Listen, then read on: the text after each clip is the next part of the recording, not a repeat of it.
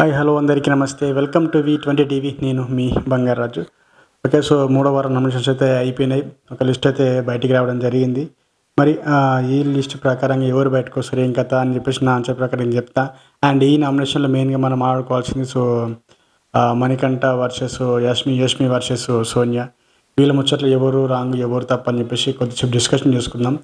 So Manikanta విషయానికి వస్తే, మణికంఠ యష్మి విషయానికి వస్తే, అఫ్కోర్స్ మణికంఠ ఆయన గేమ్ ఆయన ఆడుతుండో, ఆయన ముందు నుంచి కూడా మైండ్ గేమ్ ఆడుతుండు. సో సింపతి కార్డ్ అనుకున్నాం, కానీ అది ఒక రకంగా జనాలని ఎమోషనల్ బ్లాక్మెయిల్ లాగా నాకు అనిపించింది. సో అది ముందు నుంచి ఉంది. సో అది విట్టింగ్గా వాడుతుంటే అఫ్కోర్స్ ఆయన వాడుతున్నాడు. అండ్ ఇంకోటి ఏంటంటే, మనోడు ఎవరితోనైనా ఫ్రెండ్షిప్ చేసేది సో ఆయన గేమ్ గురించే తప్ప ఆయన ఇంకే ఇంటెన్షన్స్ ఏమి ఉండే ఆయనకి. సో అది నేను అబ్జర్వ్ చేసింది అయితే. సో ఆయన సేఫ్ గేమ్ అని కాదు, సో ఆయన మెంటల్గా ఆయన బాగా ఆడుతుండు. ఓకే. సో అది నమ్మింది యష్మి అండ్ పర్సనల్గా చూసుకొని ఎమోషనల్ కూడా అయిపోతుంది. అది అది మాత్రం చాలా రాంగ్.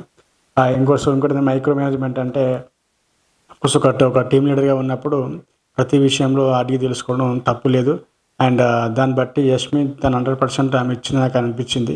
సో నాకైతే ఆమె చీఫ్గా ఉన్నప్పుడు మొత్తం మిగిలిన వాళ్ళతో కంపేర్ చేసుకుంటే ఈమె తన టీం లీడర్గా ఉన్న అదొక రెస్పాన్సిబిలిటీని బాగానే నిర్వహించి చెప్పేసి నాకు అనిపించింది.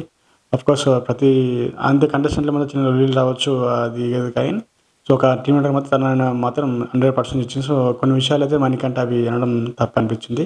ఓకే. సో విక్టింగ్గా వాడుతుంటే అఫ్కోర్స్ ఇంకా అది ఫస్ట్ నుంచి కొనసాగుతుంది మనకంటకి, అది అట్లనే ఉంటుంది. ఓకే.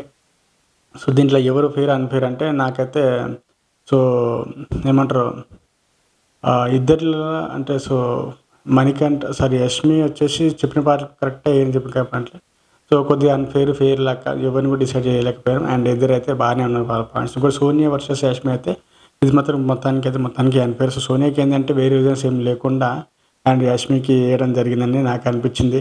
సో ఆ పాయింట్లన్నీ కూడా ఆల్రెడీ చెప్పేసారు. సో అది మళ్ళీ తీసుకోకపోవడం అది నాకు నచ్చలేదు. ఓకే. సో సోనియా ఏదో కావాలని చేసేటని నాకు అనిపించింది ఆ పాయింట్స్ అని కూడా. అండ్ తర్వాత యష్మి వచ్చేసి ఒక మాట అన్నది, నువ్వు నిఖిలు అండ్ అబ్బాయి అండ్ పృథ్వీ మీద పెట్టిన ఇంట్రెస్ట్ సో గేమ్ పైన ఎప్పుడు పెట్టావు, నువ్వు ఎక్కడ కూడా నువ్వు ఉన్నట్టుగా అనిపించదు గేమ్లో, టాస్క్లైనా సంచాలకైనా అని చెప్పేసి అన్నది. అఫ్కోర్స్ ఆమె ఎప్పుడు కూడా కనిపించదు. ఇంకోటి ఏంటంటే సో సోనియా వచ్చేసి కొన్ని మాటలు కవర్ చేసుకోనికి ట్రై చేస్తుంది సోనియా యష్మి అన్న మాటలని.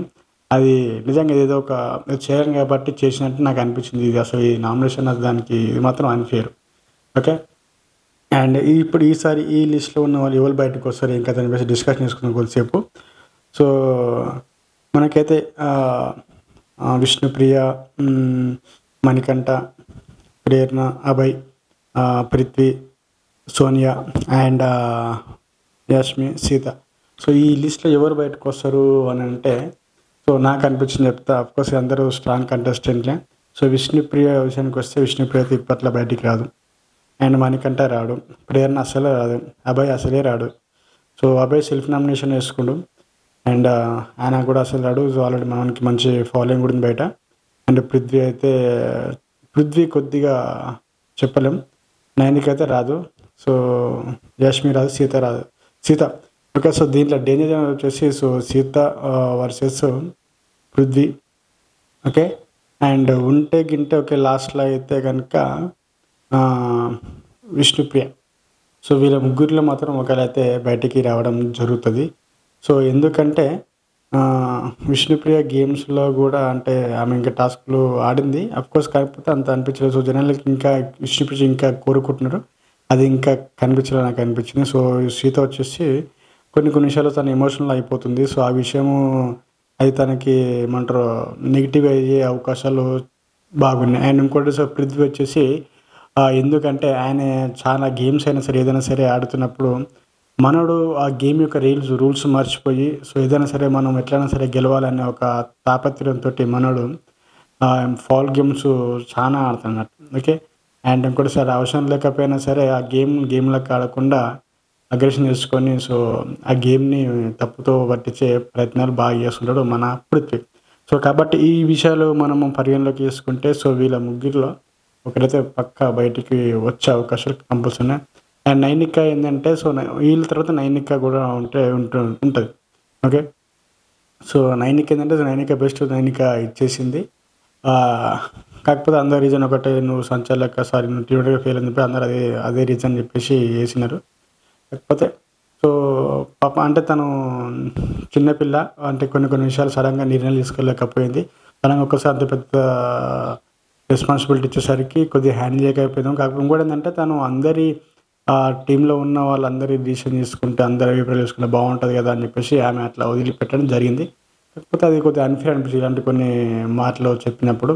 నిజంగా కొన్ని కొన్ని విషయాలైతే చూస్తే తను కొద్దిగా హ్యాండిల్ చేయలేదు కొన్ని విషయాలైతే. సో అది మాత్రము కరెక్ట్. ఓకే. సో ఈ ప్రకారంగా చూసుకుంటే ఇప్పుడు పృథ్వీ, సీత, విష్ణుప్రియ వీళ్ళు ముగ్గురు అయితే కొద్దిగా డేంజర్‌లో ఉన్నట్టు అనిపిస్తుంది. ఓకే. సో చూద్దాం మరి ఈ ముగ్గురైతే ఒకరైతే బయటకొస్తారు. మరి ఆ వచ్చేటోలలో మనకి ఒక 2 రోజుల తర్వాత తెలుస్తది. నేను చెప్తా మళ్ళా ఒక వీడియో పెట్టి. ఓకేనా? సో ఇది నా యొక్క రివ్యూ నామినేషన్స్ పైన. సో మీకైతే అనిపించేది కింద కామెంట్ చేసి చెప్పండి. అండ్ ఈ వారం ఎవరు బయటకొస్తారో కూడా మీరు అనుకుంటారు కింద కామెంట్ చేసి చెప్పండి. అండ్ నేను Bangaraju. Love you all. Take care. By.